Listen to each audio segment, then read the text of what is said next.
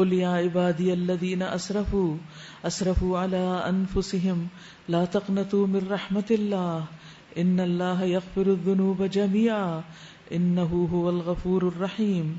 اے نبی صلی اللہ علیہ وسلم کہہ دیجئے کہ اے میرے بندو، جنہوں نے اپنی جانوں پر زیادتی کی ہے، جنہوں نے اپنی جانوں پر زیادتی کی ہے یعنی بہت گناہ کر لیے، ہم سبھی اس میں شامل ہیں، اللہ کی رحمت سے مایوس نہ ہو جاؤ. کبھی یہ نہ سوچو کہ میری معافی نہیں ہو سکتی. یقیناً اللہ سارے گناہ معاف کر سکتا ہے، وہ تو غفور الرحیم ہے. لیکن شرط کیا ہے معافی کی؟ پلٹ آؤ، جو غلط راستہ اختیار کیا وہ اس کو چھوڑ دو، حرام کام چھوڑ دو، اپنے رب کی طرف اور مطیع فرمان بن جاؤ قبل اس کے کہ تم پر عذاب آ جائے اور پھر کہیں سے تمہیں مدد نہ مل سکے. اور پیروی اختیار کر لو اپنے رب کی بھیجی ہوئی کتاب کے بہترین پہلو کی قبل اس کے کہ تم پر اچانک عذاب آئے اور کہیں تم کو خبر بھی نہ ہو. کہیں ایسا نہ ہو کہ بعد میں کوئی شخص کہے افسوس میری اس کوتاہی پر جو میں اللہ کی جناب میں کرتا رہا، بلکہ میں تو الٹا مذاق اڑانے والوں میں شامل تھا. یا کہے کاش اللہ نے مجھے ہدایت بخشی ہوتی تو میں بھی متقیوں میں سے ہوتا. یا عذاب دیکھ کر کہے کاش مجھے ایک موقع اور مل جائے اور میں بھی نیک عمل کرنے والوں میں شامل ہو جاؤں. یعنی یہ سارے ریگریٹس بالآخر انسان کو ہونے ہیں اگر آج وہ اپنی روش نہیں بدلتا. آج اگر گناہوں کی لت میں مبتلا ہے، گناہوں کا نشہ اس پر چھایا ہوا ہے، تو کسی بھی قیمت پر اس سے نکل آنا چاہیے، کیونکہ ایسا نہ ہو کہ اسی حال میں موت آ جائے اور اسی دل کے ساتھ اللہ رب العزت کے پاس حاضر ہو جائیں. کہیں ایسا نہ ہو کہ پھر اس وقت پچھتانے کے علاوہ کوئی چیز باقی نہ رہے. اس لیے بہت ضروری ہے کہ ہم دنیا میں ہی اپنا معاملہ صاف کر لیں. بخشش اور معافی اس وقت ہوتی ہے جب انسان اپنی غلطی مانتا ہے، جب وہ کہتا ہے کہ میں غلط کر رہا ہوں. اگر کوئی شخص غلطی کو جسٹیفائی کرنے لگے کہ نہیں یہ مجبوری ہے، یہ وجہ ہے، وہ وجہ ہے، اس کی وجہ سے کر رہے ہوں، وہ مجھے مجبور کرتا ہے، میں نے تو کہیں یہ پڑھا تھا اور میں تو بہت کمزور انسان ہوں، اپنے نفس پہ قابو ہی نہیں پا سکتا، میری تو ہمت ہی نہیں اس سے بچنے کی. نہیں، یہ سب جھوٹے بہانے ہیں. انسان جب نیک نیتی سے کوشش کرتا ہے تو پھر ایفرٹ کے ساتھ دعا بھی کرتا ہے تو اللہ تعالیٰ اس کو توفیق بھی دیتا ہے اور اس کے لیے خیر و بھلائی اور نیکی کے راستے کھول دیتا ہے. لیکن اگر انسان کنٹینیو کرتا ہے اپنی خرابی اور بے حیائی اور برائی کے کام کو تو پھر معافی نہیں، پھر کل قیامت کے دن جا کر وہ پچھتائے گا. اس کے علاوہ دعا کرنے کے ساتھ ساتھ ذکر کرنا بہت فائدہ دیتا ہے جو گناہوں کو مٹاتا ہے. رسول اللہ صلی اللہ علیہ وسلم نے فرمایا جو آدمی یہ کہے گا لا الہ الا اللہ واللہ اکبر الحمد للہ وسبحان اللہ ولا حول ولا قوة الا باللہ، یہ ذکر جو ہے، یہ جملے جو ہیں اس کے سارے گناہوں کا کفارہ بن جائیں گے، اگرچہ وہ سمندر کی جھاگ کے برابر ہی کیوں نہ ہو. اس کے لیے یہ ایک چھوٹا سا خوبصورت کارڈ بھی بنائے گئے تھے اس کلمے کو لکھ کر، اور اس میں یہ دعا بھی لکھی ہوئی ہے اور انگلش ٹرانسلیشن بھی ہے، اردو ٹرانسلیشن کے ساتھ بھی ہے. انسان کو اگر زبانی یاد نہ رہے تو اپنے بیڈ سائڈ ٹیبل پہ رکھ دے، خصوصی طور پر رات کے وقت اٹھ کے جب انسان لا الہ الا اللہ وحدہ لا شریک لہ سے آخر ولا حول ولا قوۃ الا باللہ تک پڑھتا ہے اور اس کے بعد اللہم اغفر لی کہتا ہے تو اللہ تعالیٰ اس کے سارے گناہ معاف کر دیتے ہیں. اور اگر کوئی دعا مانگتا ہے اپنے لیے تو دعا بھی سنی جاتی ہے. تو یہ ایک چھوٹا سا ریمائنڈر اگر آپ کے ساتھ رہے تو آپ کو بہت فائدہ ہو سکتا ہے، کیونکہ ہم کچھ دنوں کے بعد پھر بھول جاتے ہیں. اور اس کے علاوہ جتنے بھی اپنے عزیز دوست رشتہ دار ہیں ان سب تک بھی یہ پہنچائیں تاکہ ان کو بھی خیر ملے اور ہو سکتا ہے ان کی دعائیں مانگنے کی وجہ سے ہماری بھی بخشش ہو جائے. کیونکہ جو شخص دوسرے کے لیے بھلائی چاہتا ہے اللہ سبحانہ وتعالیٰ اس کے لیے بھلائی پیدا کر دیتا ہے. اسی طرح نبی صلی اللہ علیہ وسلم نے فرمایا جو شخص یہ کہے استغفر اللہ الذی لا الہ الا هو الحی القیوم واتوب الیہ، میں معافی مانگتا ہوں اللہ سے، وہ ذات کہ اس کے علاوہ اور کوئی معبود نہیں، وہ زندہ ہے، قائم ہے، اور میں اسی کی طرف توبہ کرتا ہوں تو اس کو بخش دیا جائے گا اگرچہ وہ جنگ سے بھاگا ہو. کبیرہ گناہوں میں سے ایک گناہ ہے جنگ سے بھاگنا، کیونکہ اس میں بہت سے لوگوں کی پھر شامت آتی. اسی طرح نماز کے بعد کی تسبیحات سبحان اللہ والحمد للہ 33 بار اور اللہ اکبر 33 بار، اور یہ 99 کلمے ہو جاتے ہیں. اور 100 کا عدد پورا کرنے کے لیے لا الہ الا اللہ وحدہ لا شریک لہ لہ الملک و لہ الحمد وہو علی کل شیء قدیر. اس کے بارے میں بھی کہا گیا ہے کہ جو یہ ذکر کرے گا اس کے سارے گناہ معاف کر دیے جائیں گے، خواہ وہ سمندر کی جھاگ کے برابر ہی کیوں نہ ہو. اسی طرح لباس پہننے کے بعد کی دعا، یہ بھی کارڈ کی شکل میں موجود ہے، آپ اپنی وارڈروب پہ چپکا دیں. رسول اللہ صلی اللہ علیہ وسلم نے فرمایا جو شخص لباس پہن کر یوں کہے گا الحمدللہ الذی کسانی ھذا الثوب ورزقنیہ من غیر حول منی ولا قوہ، اس اللہ کا شکر جس نے مجھے لباس پہنا دیا اور مجھے رزق عطا کیا جس میں میری کوئی قوت اور طاقت شامل نہیں. تو جو شخص کپڑے بدلتے وقت یہ دعا پڑھے گا اس کے پچھلے گناہ معاف کر دیے جائیں گے. یعنی اللہ سبحانہ وتعالیٰ نے تو آپ کی بخشش کے بے شمار اسباب پیدا کیے. اب یہ ہماری اپنی کوتاہی ہے کہ ہم لا علمی کی وجہ سے نہیں کرتے یا پھر صرف غفلت کی وجہ سے یا سستی کی وجہ سے. اچھا اب کون دعا پڑھے، ابھی تو میں تھکی ہوئی ہوں. نہیں، کوئی پتہ نہیں کہ یہ آخری بار کپڑے پہننے ہیں. یہ دعا تو زبانی یاد کر لی جائے تو بہت ہی اچھا ہے، لیکن اگر زبانی یاد نہیں تو ریمائنڈرز لگا دیں جگہ جگہ، کچھ دنوں میں یاد ہو جائیں گے تو پھر بے شک اتار دیں. پھر یہ ہے کہ اللہ تعالیٰ یہ بھی فرماتے ہیں کہ ان تقول نفس یا حسرۃ علی ما فرطت فی جنب اللہ، کہیں اس وقت انسان یہ حسرتیں نہ کرے کہ اللہ میں نے تیرے حق میں کتنی کوتاہی کر دی اور میں تو مذاق اڑانے والوں میں سے تھا. آج بھی آپ دیکھیں کہ دین کی بات جب کسی کو بتائی جاتی تو لوگ اس کا مذاق اڑانے لگتے ہیں یا اس کو ہنسی مذاق میں ٹالنے کی کوشش کرتے ہیں. اس پر بھی قیامت کے دن بہت ریگریٹ ہوگی انسان کو، خاص طور پر جب جہنمی کو قبر میں اس کا جنت کا ٹھکانہ دکھایا جائے گا کہ اگر تم اچھے کام کرتے تو یہ جگہ تمہاری تھی، دس واز یور لینڈ. تو اس وقت یہ بات اس کے لیے حسرت بن جائے گی اور ہر جنتی جہنم میں اپنا ٹھکانہ دیکھ کر کہے گا اگر اللہ نے مجھے ہدایت نہ دی ہوتی تو مجھے یہی مقام ملتا، اور یہ بات اس کے لیے شکر کا باعث بن جاتی ہے. پھر نبی صلی اللہ علیہ وسلم نے یہی آیت پڑھی ان تقول نفس یا حسرۃ علی ما فرطت فی جنب اللہ بلا قد جاءتک آیاتی فکذبت بها واستکبرت وکنت من الکافرین. اور اس وقت اسے یہ جواب ملے کیوں نہیں، میری آیات تیرے پاس آ چکی تھیں پھر تو نے انہیں جھٹلایا اور تکبر کیا اور تو کافروں میں سے تھا. آج جن لوگوں نے اللہ پر جھوٹ باندھے ہیں قیامت کے روز تم دیکھو گے کہ ان کے منہ کالے ہوں گے. شروع میں پارے کیا ہے نا، اللہ پر جھوٹ باندھا، تو یہاں اس کا انجام بتایا گیا ہے کہ ان کا منہ کالا ہوگا. یہ نہیں کہ وہ کوئی سوڈان میں پیدا ہوئے تھے اس لیے، نہیں، چاہے وہ یورپ میں پیدا ہوئے، اگر انہوں نے اللہ پر جھوٹ باندھا تو ان کے رنگ کالے ہو جائیں گے. کیا جہنم میں متکبروں کے لیے کافی جگہ نہیں؟ اس کے برعکس جن لوگوں نے یہاں تقویٰ کیا ہے ان کے اسباب کامیابی کی وجہ سے اللہ ان کو نجات دے گا اور ان کو کوئی غضب نہ پہنچے گا، نہ ہی وہ غمگین ہوں گے.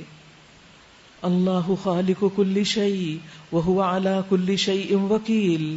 اللہ ہر چیز کا خالق ہے اور وہ ہر چیز پر نگہبان ہے، ہر چیز اس کی نظر میں ہے. زمین اور آسمانوں کے خزانوں کی کنجیاں اسی کے پاس ہیں، اور جو اللہ کی آیات سے کفر کرتے ہیں وہی گھاٹے میں رہنے والے ہیں. اے نبی صلی اللہ علیہ وسلم ان سے کہو پھر کیا اے جاہلو تم اللہ کے سوا کسی اور کی بندگی کرنے کے لیے مجھ سے کہتے ہو؟ یہ بات تمہیں ان سے صاف کہہ دینی چاہیے، کیونکہ تمہاری طرف اور تم سے پہلے گزرے ہوئے تمام انبیاء کی طرف یہ وحی بھیجی گئی کہ اگر تم نے شرک کیا تو تمہارا سارا عمل ضائع ہو جائے گا اور تم خسارے میں رہو گے. لہٰذا اے نبی صلی اللہ علیہ وسلم تم بس اللہ ہی کی بندگی کرو اور شکر گزار بندوں میں سے ہو جاؤ. وما قدر اللہ حق قدرہ والارض جمیعا قبضتہ یوم القیامہ والسماوات مطویات بیمینہ سبحانہ وتعالی عما یشرکون. ان لوگوں نے اللہ کی قدر نہیں کی جیسا کہ اس کی قدر کرنے کا حق ہے.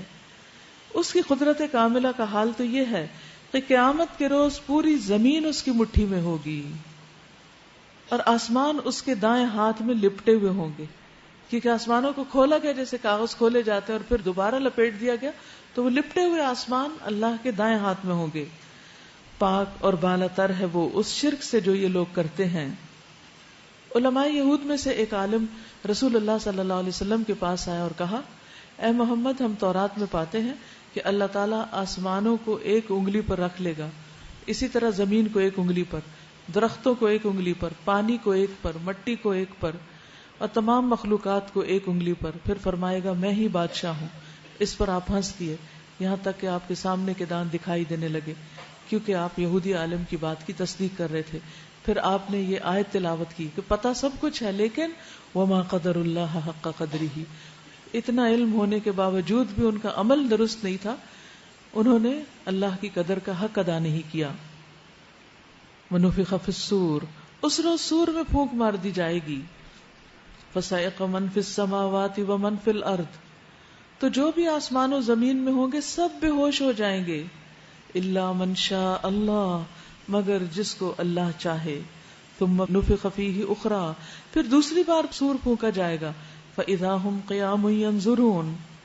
ابو ہریرہ رضی اللہ تعالیٰ عنہ نے بیان کیا ہے کہ رسول اللہ صلی اللہ علیہ وسلم نے فرمایا 2 سور پھونکے جانے کے درمیان 40 فاصلہ ہوگا. اب 40 کیا، گھنٹے یا منٹ یا سال یا صدیاں، اللہ عالم. ابو ہریرہ سے پوچھا گیا 40 سے کیا مراد ہے؟ انہوں نے کہا مجھے نہیں معلوم. پھر پوچھا کیا 40 مہینے؟ انہوں نے کہا مجھے نہیں معلوم. کیا 40 سال؟ انہوں نے کہا مجھے نہیں معلوم.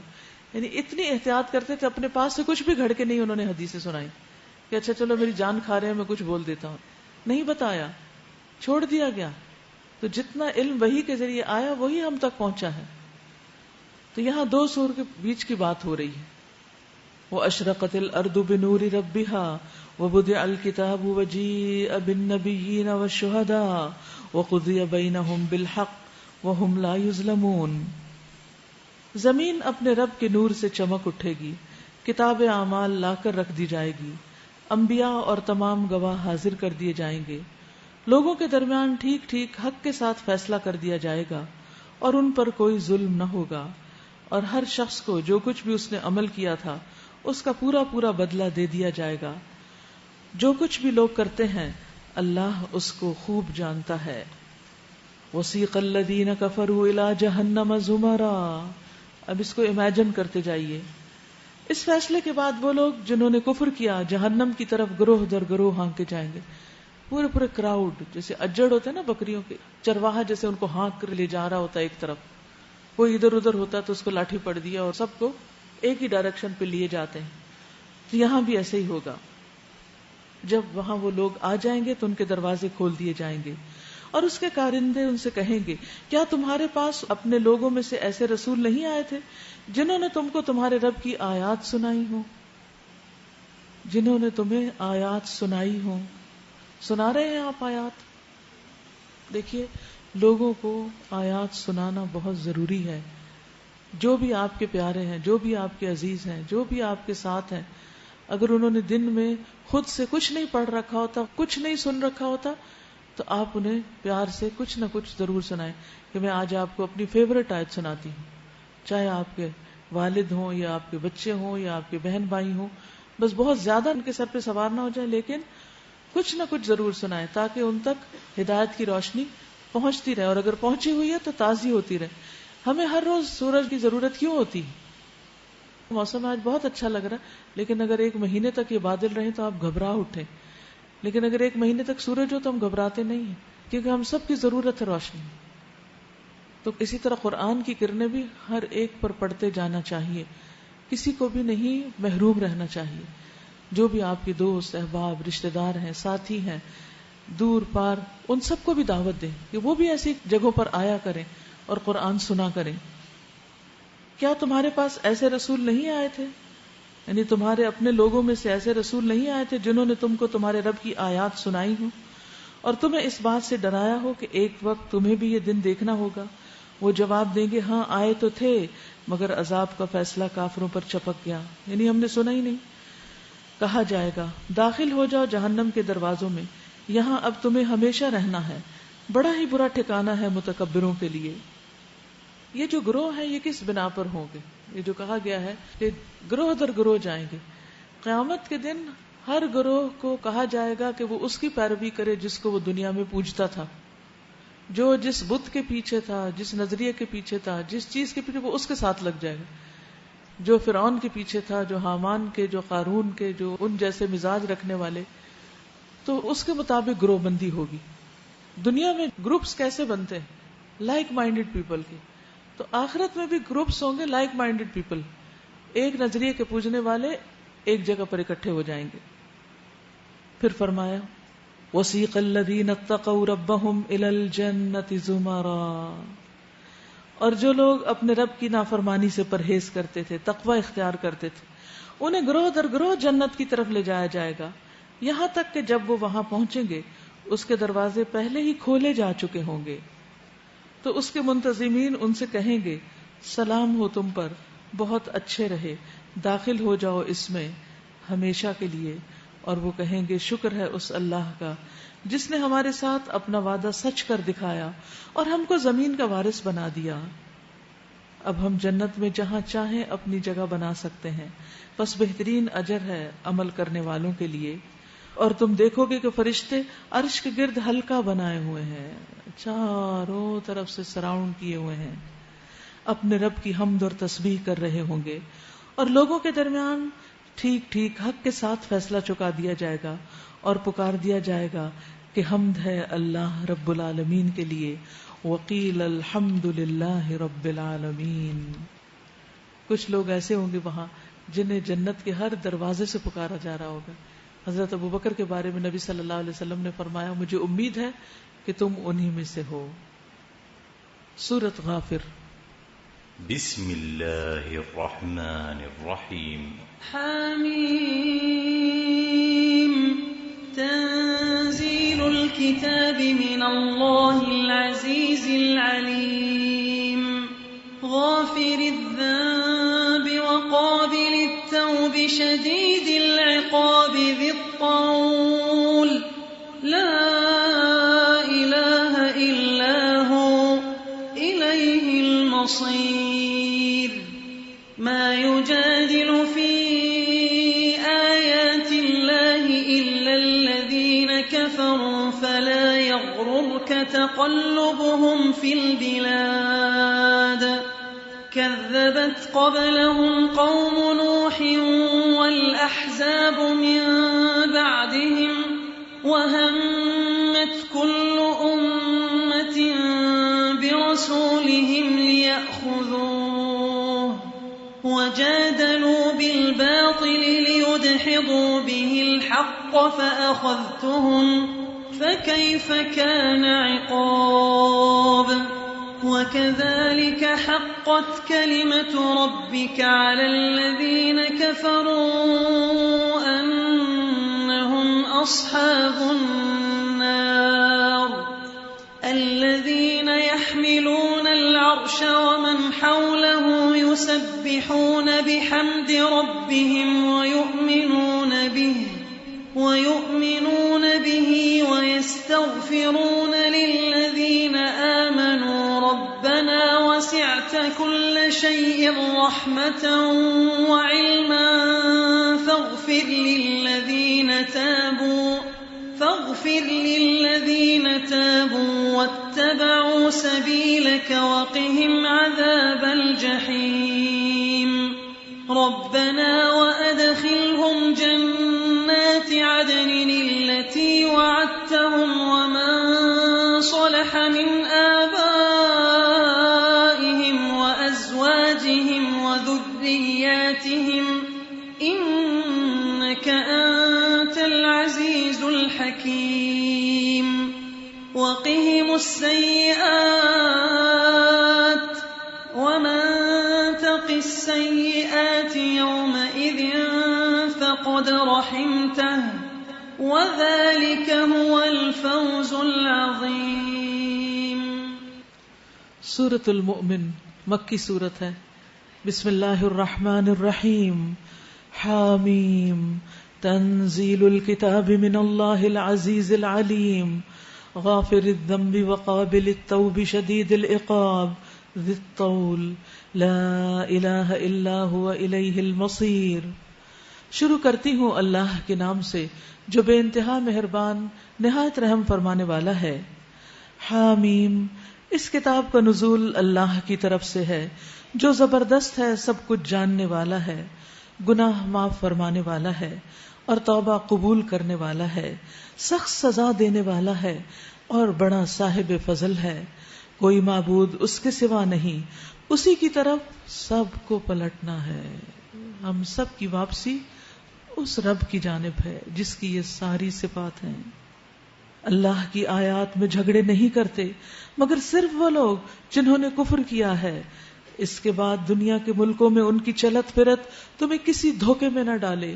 یعنی اگر اللہ کی آیات کا انکار کرنے کے باوجود بھی وہ ترقی کر رہے ہیں اور دنیا میں خوب مزے اڑا رہے ہیں تو اس بات سے کہیں تم دھوکہ نہ کھا جانا کہ شاید کامیاب یہی لوگ ہیں جو انکار کر رہے ہیں. ان سے پہلے نوح علیہ السلام کی قوم بھی جھٹلا چکی ہے اور اس کے بعد بہت سے دوسرے جتھوں نے بھی یہ کام کیا ہے. ہر قوم اپنے رسول پر جھپٹی تاکہ اسے گرفتار کرے. ان سب نے باطل کے ہتھیاروں سے حق کو نیچا دکھانے کی کوشش کی مگر آخر کار میں نے ان کو پکڑ لیا. پھر دیکھو کہ میری سزا کیسی سخت تھی. اسی طرح تیرے رب کا یہ فیصلہ بھی ان سب لوگوں پر چسپاں ہو چکا ہے جو کفر کے مرتکب ہو چکے ہیں کہ وہ واصل بجہنم ہونے والے ہیں. الذین یحملون العرش ومن حولہ یسبحون بحمد ربہم ویؤمنون بہ ویستغفرون للذین آمنوا.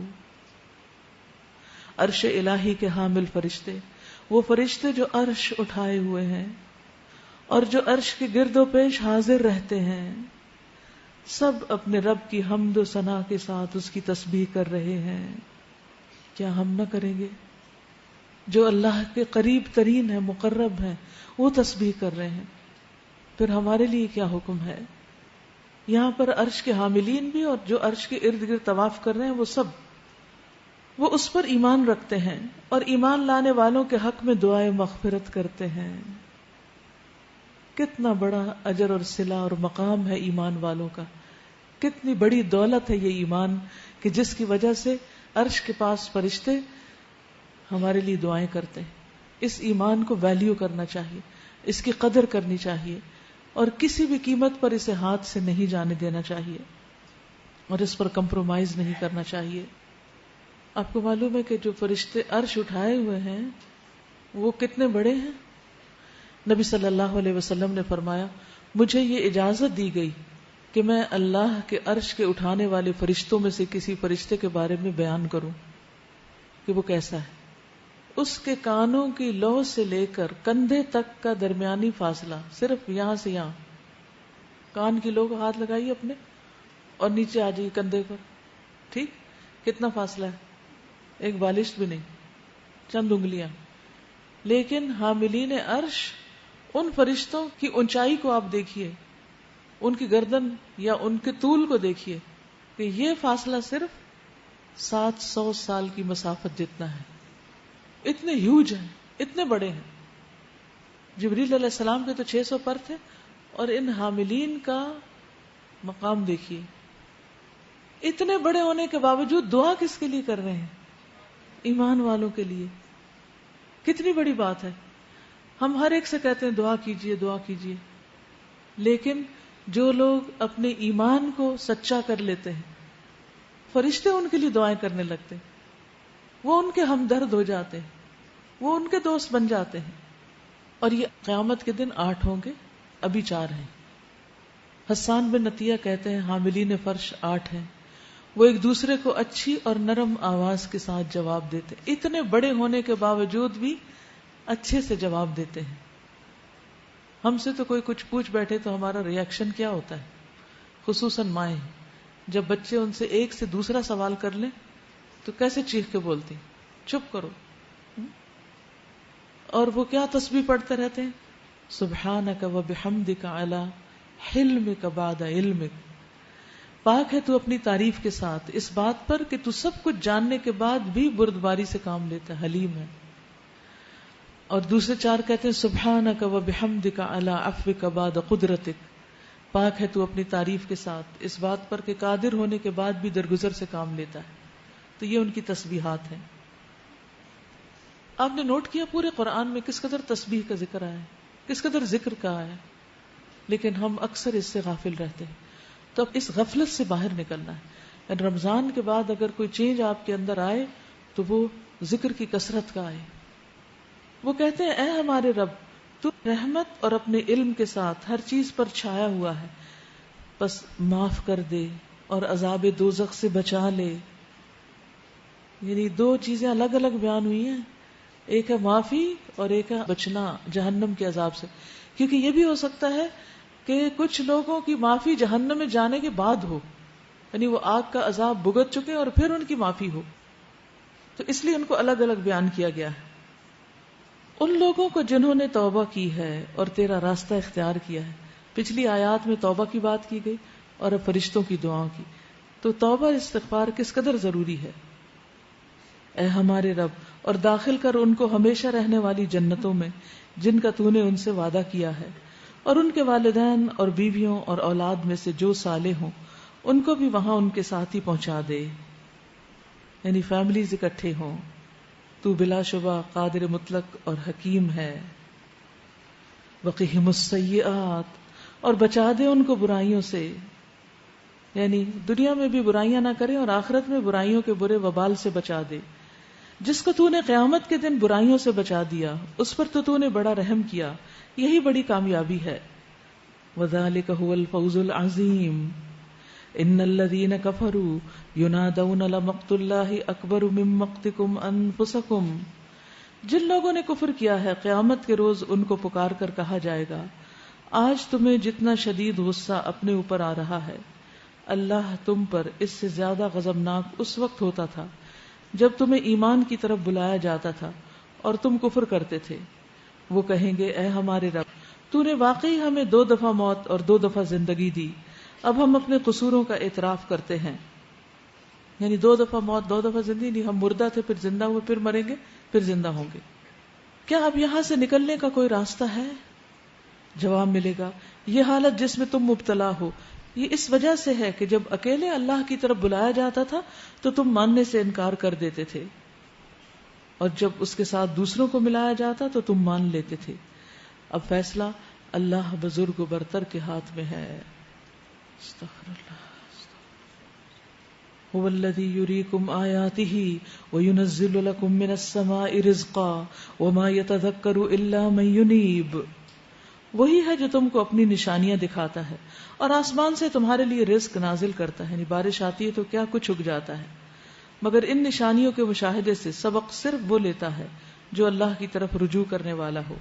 بس اے رجوع کرنے والو، اللہ ہی کو پکارو اپنے دین کو اس کے لیے خالص کر کے، خواہ تمہارا یہ فعل کافروں کو کتنا ہی ناگوار کیوں نہ ہو.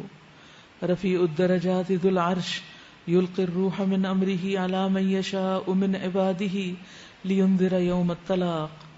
وہ بلند درجوں والا مالک عرش ہے، اپنے بندوں میں سے جس پر چاہتا ہے اپنے حکم سے روح نازل کر دیتا. روح سے مراد کیا ہے؟ وہی، نبوت، کتاب، تاکہ وہ ملاقات کے دن سے خبردار کر دے.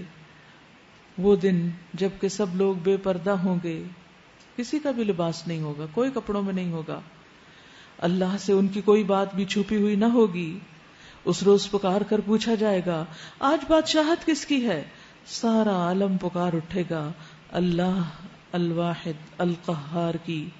کہا جائے گا آج ہر شخص کو اس کی کمائی کا بدلہ دیا جائے گا جو اس نے کی. لا ظلم اليوم، آج کسی پر کوئی ظلم نہ ہوگا.